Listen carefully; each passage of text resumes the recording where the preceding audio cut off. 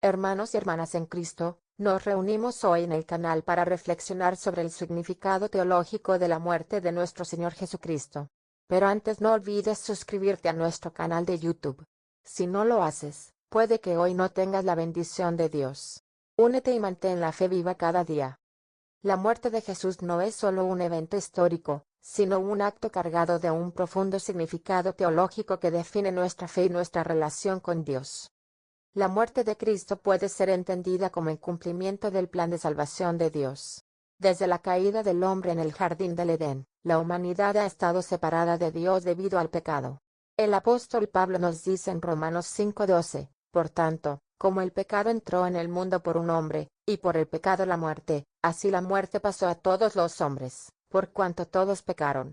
Este pecado original creó una barrera entre nosotros, y Dios que solo podía ser superada mediante un sacrificio perfecto. Jesús, el Hijo de Dios, vino al mundo encarnado, nacido de una virgen, para servir como ese sacrificio perfecto. Él vivió una vida sin pecado, cumpliendo todas las demandas de la ley mosaica. Como está escrito en 1 Pedro 2:22, el cual no hizo pecado, ni se halló engaño en su boca. En su vida y en su enseñanza, Cristo reveló el amor y la misericordia de Dios, y nos mostró el camino hacia la redención. Pero su misión no terminó con sus enseñanzas ni con sus milagros. La culminación de su ministerio en la tierra fue su sacrificio en la cruz. En Mateo 20:28, Jesús dice, como el Hijo del Hombre no vino para ser servido, sino para servir y para dar su vida en rescate por muchos.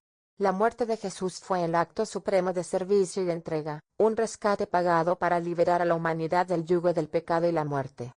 Este sacrificio, hermanos y hermanas, se valida en la imagen del siervo sufriente descrito por el profeta Isaías, donde en Isaías 53 2.5 leemos, mas él fue herido por nuestras transgresiones, molido por nuestras iniquidades, el castigo de nuestra paz fue sobre él, y por su llaga fuimos nosotros curados.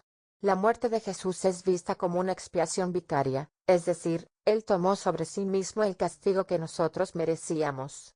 Su sangre derramada en la cruz es el nuevo pacto entre Dios y la humanidad, una alianza que nos ofrece perdón y reconciliación. Esta obra expiatoria es también la manifestación más clara de la justicia y del amor de Dios. Dios es justo y no puede dejar el pecado sin castigo, pero es también amor, y en su amor decidió tomar sobre sí mismo la pena del pecado. En Romanos 3 2.25-26, Pablo explica esto diciendo, a quien Dios puso como propiciación por medio de la fe en su sangre, para manifestar su justicia. Para que Él sea el justo, y el que justifica al que es de la fe de Jesús. En la cruz, la justicia y el amor de Dios se encuentran y se armonizan de manera perfecta.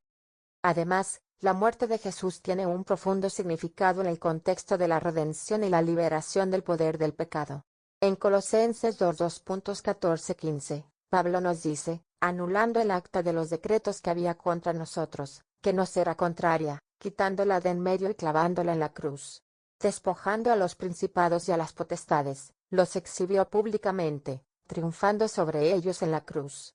La muerte de Jesús no solo cancela nuestra deuda, sino que también despoja las fuerzas del mal de su poder, liberándonos de su dominio. Asimismo, la cruz es un símbolo de la reconciliación entre Dios y la humanidad. En 2 Corintios 5 2.18-19 leemos, y todo esto proviene de Dios, quien nos reconcilió consigo mismo por Cristo, y nos dio el ministerio de la reconciliación, que Dios estaba en Cristo reconciliando consigo al mundo, no tomándoles en cuenta a los hombres sus pecados, y nos encargó a nosotros la palabra de la reconciliación. Por medio de la cruz, somos llevados a una nueva relación con Dios, una relación de hijos e hijas adoptivos, coherederos con Cristo. Finalmente, no podemos olvidar que la muerte de Jesús es también una invitación a la doctrina de la imitatio Christi, la imitación de Cristo. Jesús nos llama a tomar nuestra propia cruz y seguirlo. Mateo 16:24.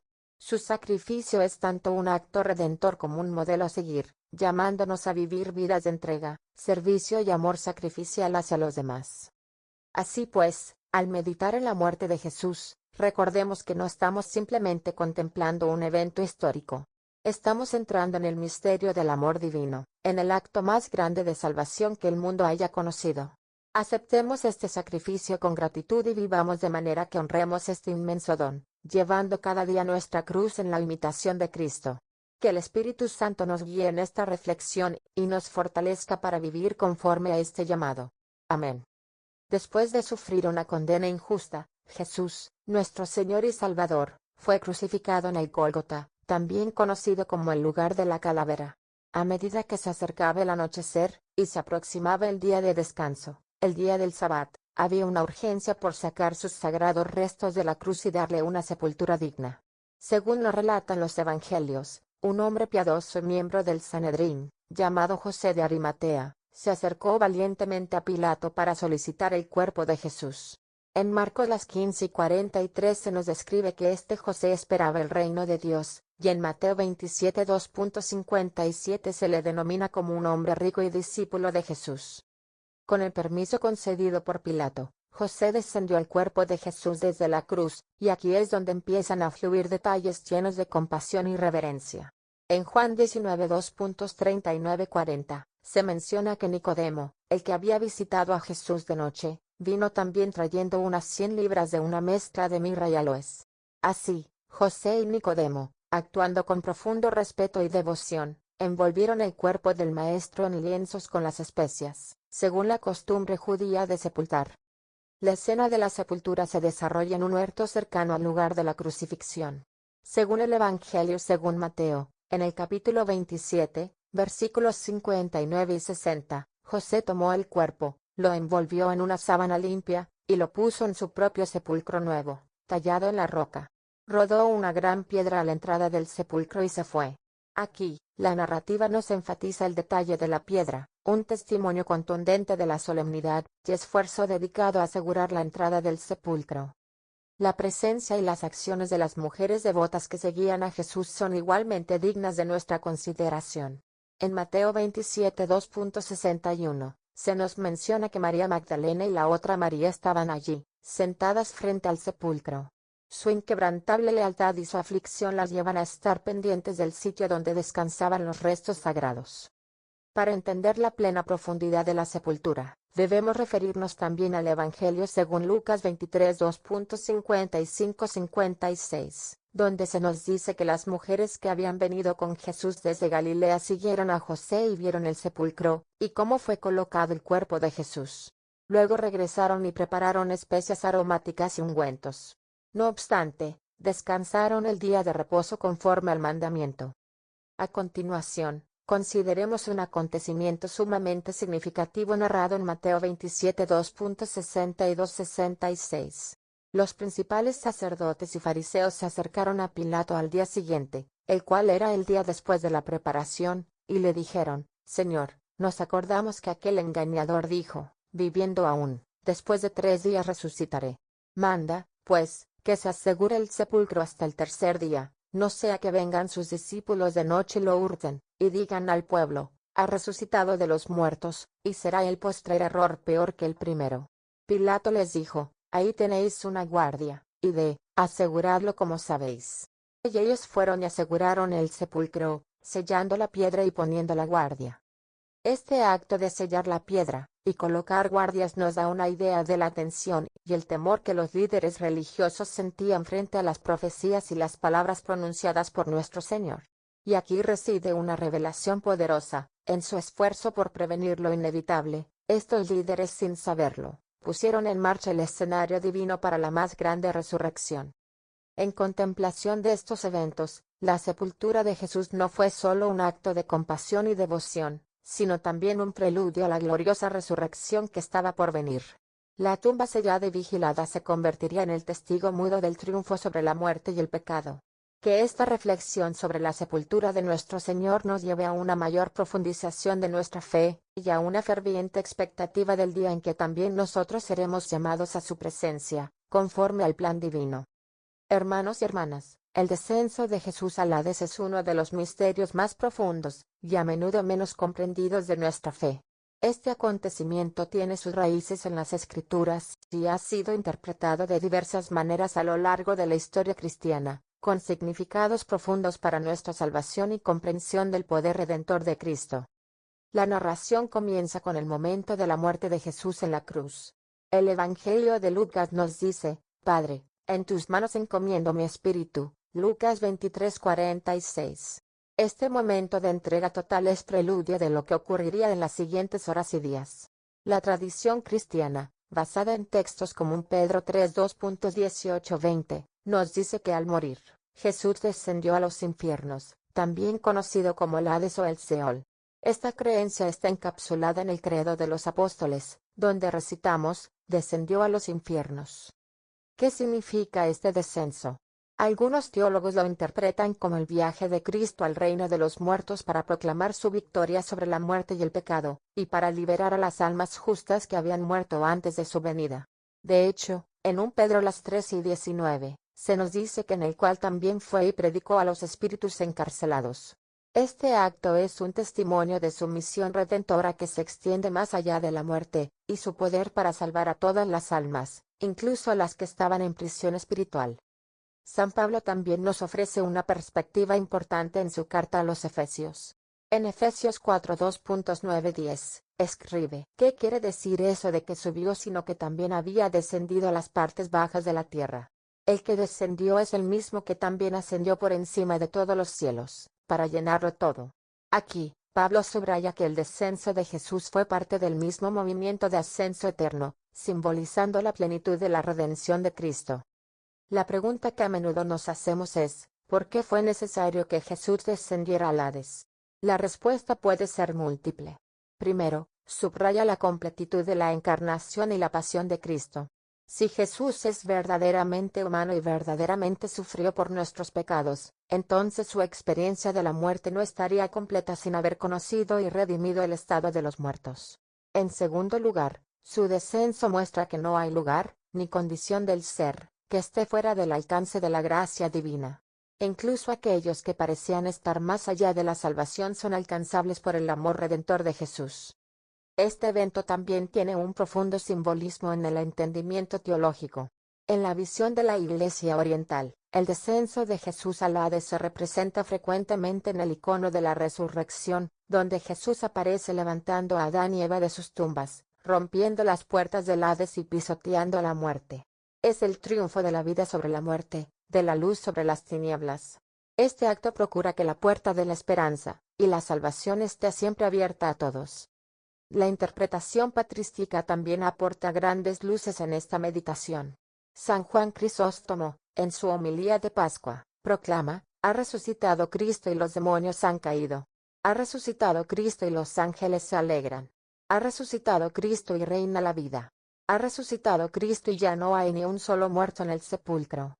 Este poderoso testimonio nos recuerda que el descenso de Jesús no es un acto de derrota sino de victoria. Es la inauguración de un reino nuevo y eterno, una vida nueva que brota de las raíces del mismo Hades. Es también un recordatorio para nosotros hoy, en nuestras luchas y desafíos personales. Jesús, que descendió a las profundidades del Hades, también desciende a las profundidades de nuestra desesperación y nuestro pecado. Nos encuentra allí, en el mismo corazón de nuestras sombras, para llevarnos a la luz de su resurrección y su amor infinito. Así, hermanos y hermanas, reflexionemos hoy sobre el insondable misterio del descenso de Jesús al Hades. Permitamos que este misterio fortalezca nuestra fe, renovemos nuestra esperanza en la victoria de Cristo sobre todas las oscuridades de nuestra vida y el mundo. Que su luz que brilla en las tinieblas sea nuestra guía y nuestra salvación, ahora y siempre. Amén. Compone un texto extenso que analice las profecías del Antiguo Testamento que se refieren a los 3 días entre la muerte y resurrección de Jesús. Escríbelo de manera que parezca parte de un sermón continuo, sin introducciones ni conclusiones a los hermanos y hermanas. Amados, el misterio de la muerte y resurrección de nuestro Señor Jesucristo ha sido un evento que transformó toda la historia de la humanidad. Es en las horas más oscuras que el triunfo sobre la muerte se manifestó. Hoy, nos adentramos en la sabiduría de las Escrituras del Antiguo Testamento para descubrir las profecías que señalaron esos 3 días cruciales entre la muerte y resurrección de nuestro Salvador. El libro de Oseas, un profeta del siglo 8 a.C., nos ofrece una visión profética que algunos estudiosos creen que apunta a estos 3 días. Oseas 6:2.2 dice: nos dará vida después de 2 días, en el tercer día nos resucitará, y viviremos delante de él. Aquí, el lenguaje es cargado con promesas de resurrección y renovación. Aunque el contexto inmediato pueda dirigirse a la restauración de Israel, los primeros cristianos vieron en estas palabras una prefiguración de la resurrección de Jesús al tercer día. En la esperanza de Oseas, la comunidad cristiana encontró una promesa de nueva vida manifestada completamente en Cristo resucitado. Además, el relato de Jonás y el gran pez, un suceso que muchos recuerdan de su infancia, es profundamente significativo. En Jonás la 1:17, leemos, pero Jehová tenía preparado un gran pez que tragase a Jonás, y estuvo Jonás en el vientre del pez 3 días y 3 noches. Jesús mismo, en el Evangelio de Mateo las 12:40, se refiere a este evento cuando dice, porque como estuvo Jonás en el vientre del gran pez 3 días y 3 noches, así estará el Hijo del Hombre en el corazón de la tierra 3 días y 3 noches.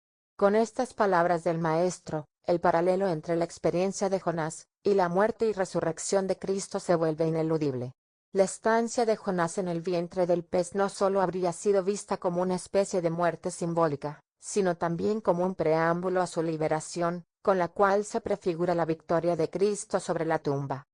En el Salmo 16:10, el salmista proclama, porque no dejarás mi alma en el Seol, ni permitirás que tu santo vea corrupción. Pedro, en su sermón durante el Pentecostés en Hechos las 2:31, identifica este salmo como una profecía directa de la resurrección de Jesús, quien no vio la corrupción del sepulcro sino que fue levantado de entre los muertos, cumpliendo así la Escritura.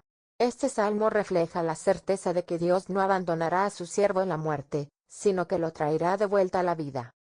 El profeta Isaías también se convierte en una voz que gritó a través de los siglos, anunciando la gloria venidera de la resurrección. En Isaías 53 2.9-10, leemos, y se dispuso con los impíos su sepultura, mas con los ricos fue en su muerte. Verá linaje, vivirá por largos días, y la voluntad de Jehová será en su mano prosperada. Aunque el Mesías sufriría y moriría, la promesa de ver su linaje y vivir por largos días, habla de una vida más allá de la muerte. Esta profecía encuentra su cumplimiento en la resurrección, donde Cristo, después de haber sufrido, resuena como el siervo victorioso que ha conquistado la muerte. También vale la pena mencionar que el Antiguo Testamento contiene diversas festividades y costumbres que prefiguran el mayor evento en la historia de la redención humana. La Pascua judía, un recordatorio de la liberación de Egipto, tiene significativos paralelos con la pasión y resurrección de Jesús.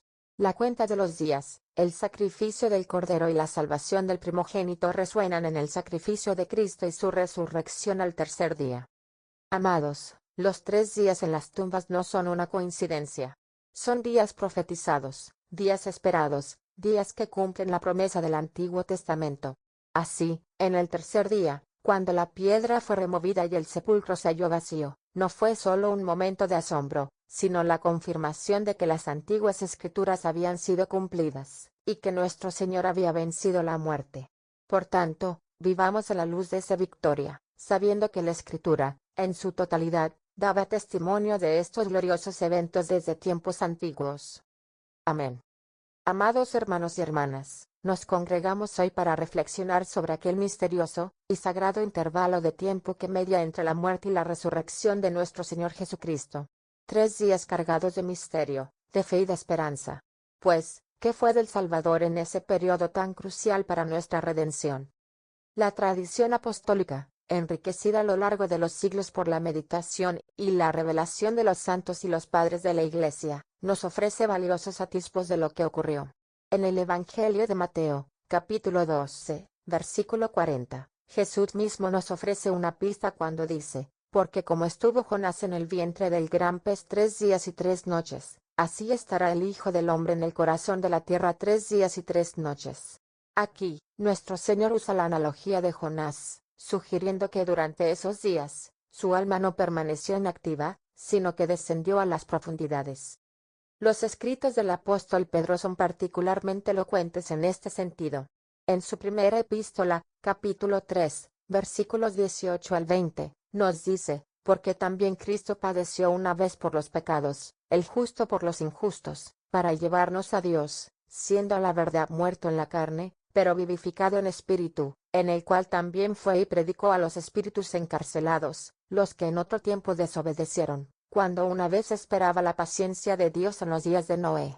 Aquí, Pedro nos habla de la predicación a los espíritus encarcelados. ¿Quiénes son estos espíritus? Entendemos que son las almas de aquellos que vivieron antes del tiempo de Cristo, esperando en un estado de prisión espiritual, en un lugar que la tradición llama el seno de Abraham o Hades. En este descender, hermanos, no vemos a un Cristo pasivo, sino activo. Un Salvador que continúa su obra redentora más allá de lo visible. Pues ahí, en las sombras de la muerte, la luz del Verbo encarnado brilló, y llevó el mensaje de la salvación a aquellos que no tuvieron la oportunidad de conocerlo en vida. El apóstol Pablo también nos brinda luz sobre este misterio. En su carta a los Efesios, capítulo 4, versículos 8 al 10, se refiere al descenso de Cristo a las profundidades de la tierra, diciendo, por lo cual dice, subiendo a lo alto, llevó cautiva la cautividad, y dio dones a los hombres.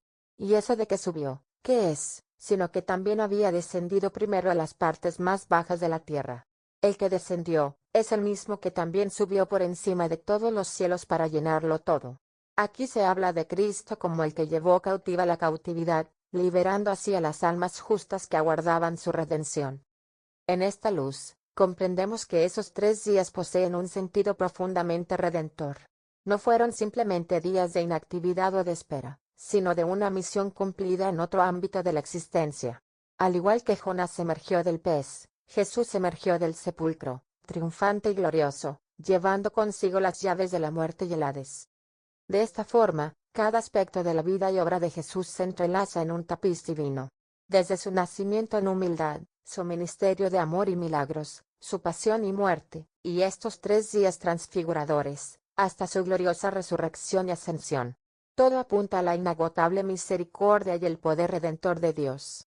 Queridos hermanos y hermanas, al meditar sobre estos sagrados días, seamos fortalecidos en nuestra fe, confiando en que, así como Cristo descendió y proclamó liberación en las profundidades, también nosotros, en nuestras más oscuras horas, somos alcanzados por su gracia y rescatados por su amor resurrector.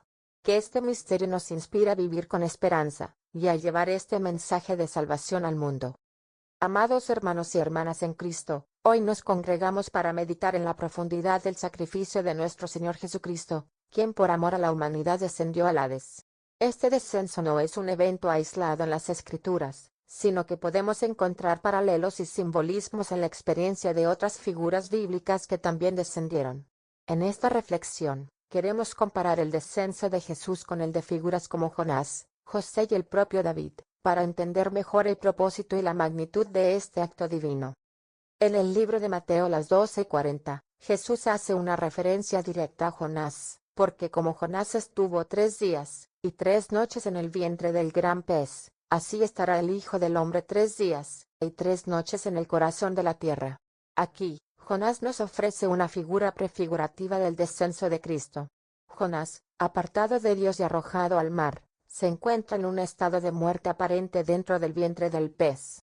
Sin embargo, este descenso no es solo físico, sino también espiritual, pues Jonás clama desde el seno del Seol, Jonás 2:2, un lugar de separación de Dios.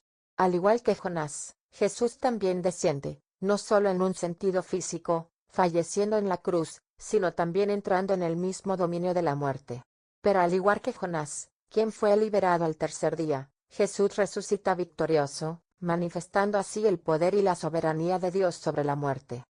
Otra figura significativa que podemos examinar es José, el hijo de Jacob.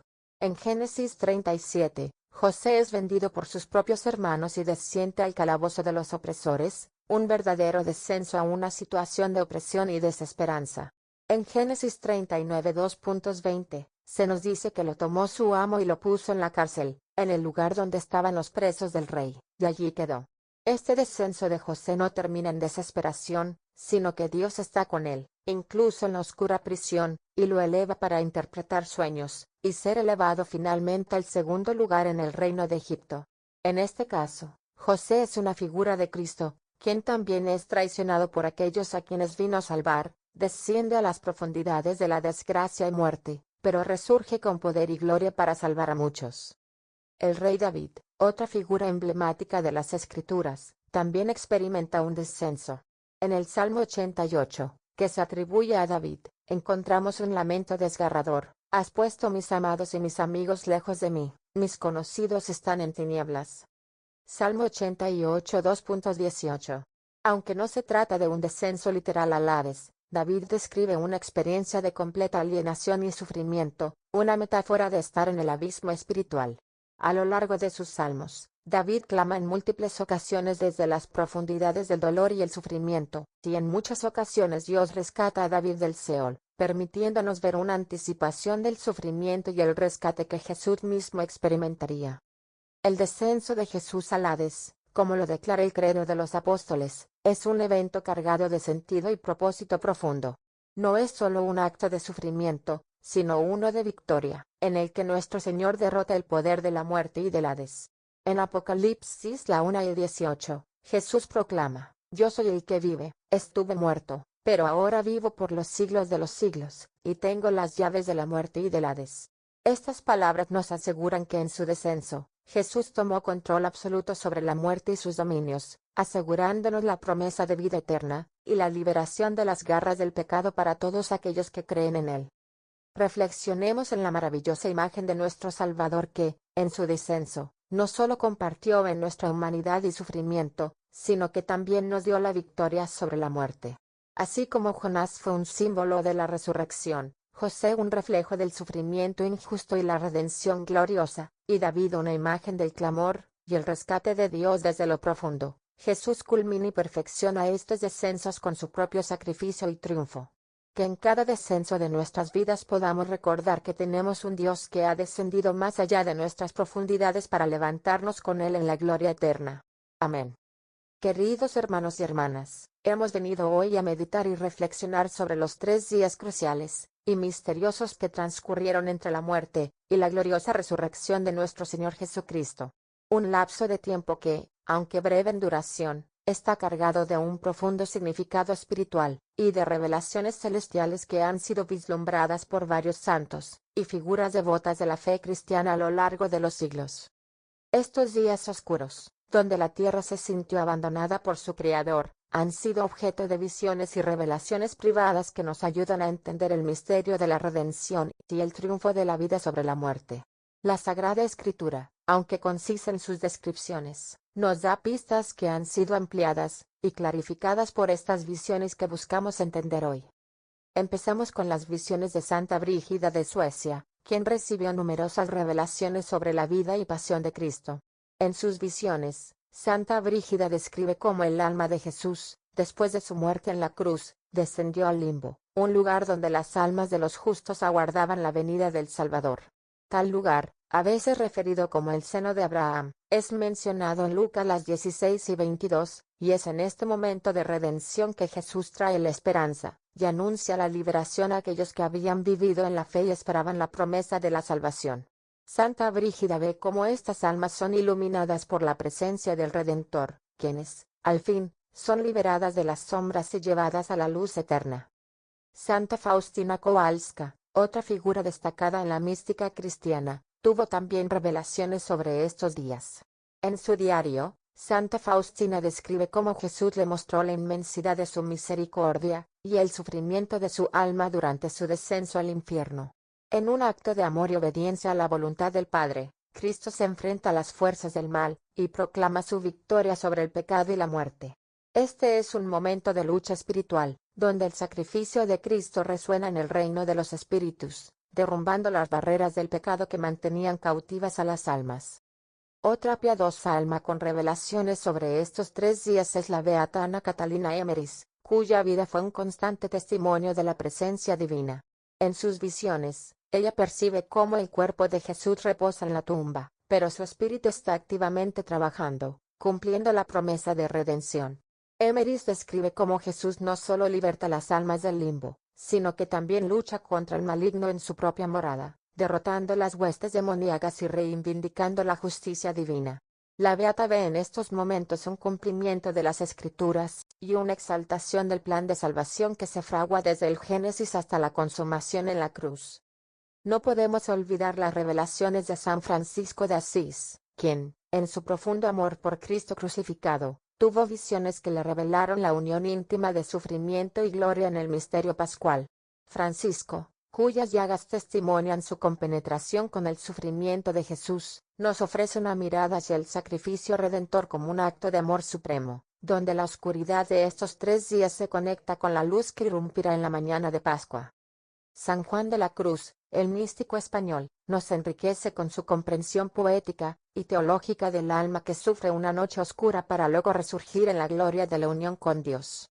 En su poesía, podemos sentir el eco del sufrimiento y descanso de Cristo durante estos 3 días, como una preparación espiritual para su resurrección.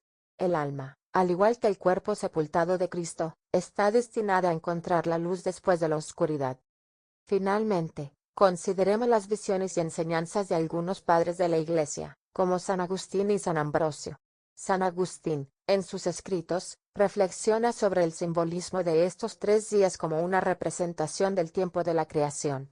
Para él, Cristo redime todo el tiempo al santificar estos 3 días, conectando la historia humana con la historia divina en un acto de redención total.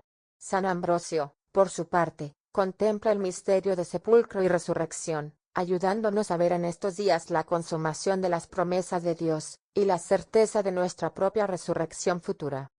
Mientras meditamos sobre estas visiones y revelaciones, profundicemos nuestro entendimiento del misterio que celebramos.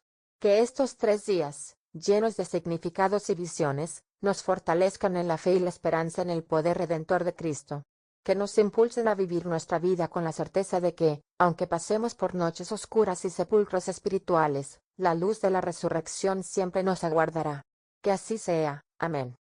El amanecer del primer día de la semana estaba iluminado por la promesa de una trascendental revelación.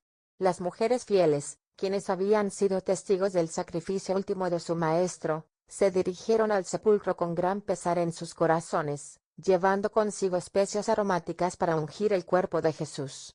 Lamentaban la tragedia que había ocurrido solo unos días atrás. La crucifixión y el sepulcro sellado habían sembrado en ellas una mezcla de temor, tristeza e incertidumbre. Al llegar al lugar, registraron asombro al ver que la gran piedra que sellaba la entrada había sido movida. En su paso a lo desconocido, la valentía de aquellas mujeres no menguó, sino que sintieron el estímulo de lo extraordinario cuando, al entrar al sepulcro, vieron un joven con ropas de un blanco resplandeciente sentado a la derecha. No os asustéis, buscáis a Jesús Nazareno, el que fue crucificado, ha resucitado, no está aquí, dijo el joven, cumpliendo así la promesa divina. Marcos 16 2.6. El mensaje proclamado por el ángel aquel día fue una ruptura con la desesperanza del mundo, el inicio de una victoria sin igual. La resurrección de Jesús es el eje sobre el cual pivota toda la fe cristiana, el día en el que la muerte no tuvo la última palabra, sino que la vida venció. Rebobinemos a esos momentos después de la última cena, en donde Jesús había dicho a sus discípulos: Yo soy la resurrección y la vida, el que cree en mí, aunque esté muerto, vivirá. Juan 11:25. Sus palabras, entonces, solo parcialmente comprendidas, ahora cobraron una nueva dimensión cuando sus seguidores vieron la tumba vacía. En el camino a Emaús, dos discípulos conversaban, aún confundidos y apesadumbrados por los recientes acontecimientos. Un forastero se les unió, y abrió las escrituras a ellos, recordándoles las profecías que debían cumplirse, incluyendo las palabras del profeta Isaías que hablaba del siervo sufriente, Isaías 53. Solo al partir el pan reconocieron que aquel forastero era el mismo Cristo resucitado. Lucas 24 2.30-31.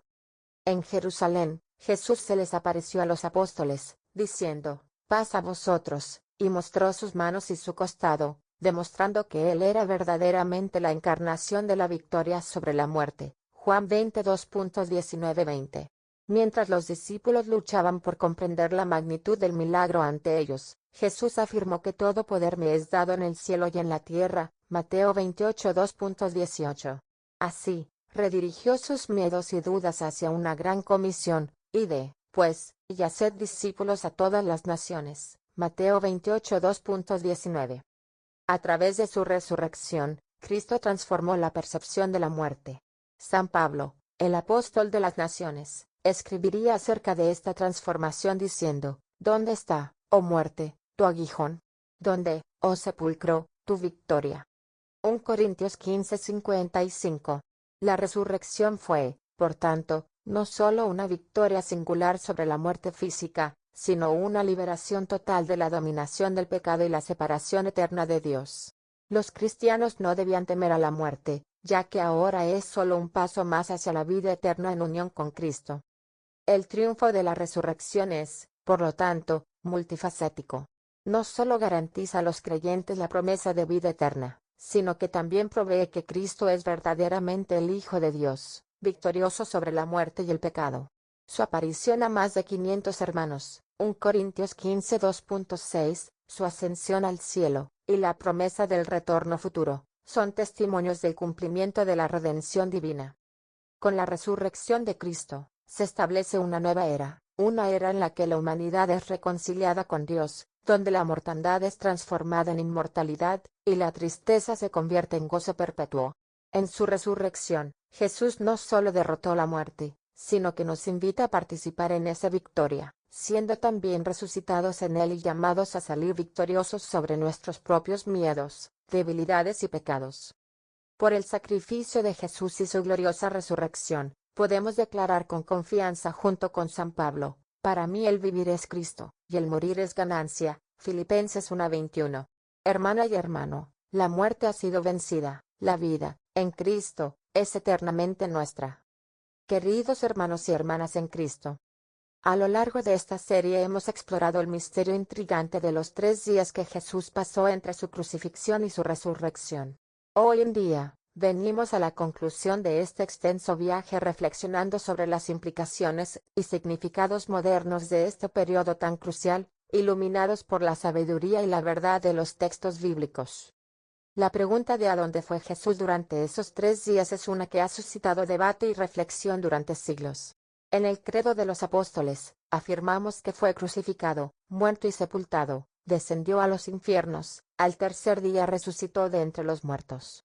Muchos estudiosos y teólogos han propuesto distintas interpretaciones de este descenso a los infiernos, basándose en pasajes como en Pedro 3:2.18-20 que nos dice: porque también Cristo padeció una sola vez por los pecados, el justo por los injustos, para llevarnos a Dios, siendo a la verdad muerto en la carne, pero vivificado en espíritu, en el cual también fue y predicó a los espíritus encarcelados, que en otro tiempo fueron desobedientes. Mientras tratamos de desenmarañar este enigma, es crucial comprender que el verdadero significado reside en la victoria de Cristo sobre el pecado y la muerte. No se trata solamente de un hecho histórico o teológico a descifrar, se trata de la absoluta demostración del amor y la gracia de Dios, de su capacidad para vencer la oscuridad más profunda y traer luz a nuestro mundo.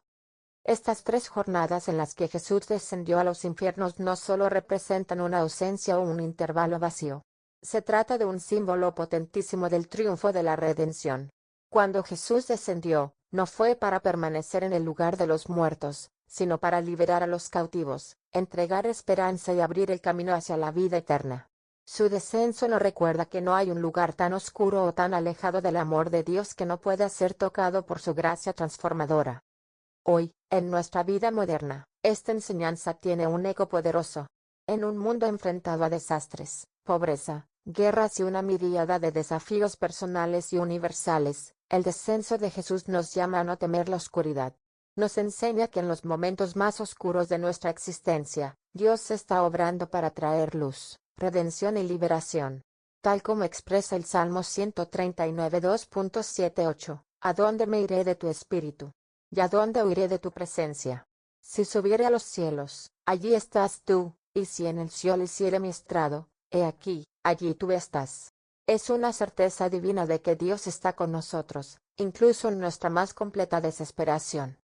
Además de esta promesa universal, estos 3 días también nos señalan hacia nuestra responsabilidad personal y comunitaria.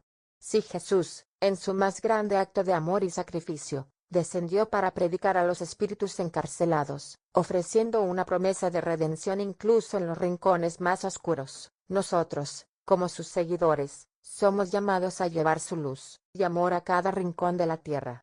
Este periodo nos llama a la acción misionera, mandándonos a ser agentes de esperanza y redención en nuestras comunidades y en el mundo entero. Finalmente, Mientras cerramos este capítulo, recordemos que la resurrección de Jesús es la culminación de esta jornada de 3 días. Como nos dice en Corintios 15 2.55-57, ¿dónde está, oh muerte, tu aguijón? ¿Dónde, oh sepulcro, tu victoria? Ya que el aguijón de la muerte es el pecado, y el poder del pecado, la ley. Mas gracias sean dadas a Dios, que nos da la victoria por nuestro Señor Jesucristo. La resurrección no solo reafirma la victoria sobre la muerte y el pecado, sino que también renueva nuestra esperanza y fortaleza, dándonos una razón para vivir como personas resucitadas, con el poder de Cristo en nuestras vidas. Hermanos y hermanas, el periodo de los 3 días entre la muerte y resurrección de Jesús no es un espacio vacío, sino un tiempo saturado de significado, promesa y esperanza. Nos llama a reflexionar sobre nuestra propia vida, nuestro papel en el mundo y nuestra relación con Dios. Que este mensaje resuene en nuestros corazones, fortaleciendo nuestra fe y guiándonos en nuestro caminar diario como discípulos de Cristo. Confiemos y regocijémonos en la promesa de que, incluso en lo más profundo de la oscuridad, la luz de Cristo brilla victoriosa. Amén.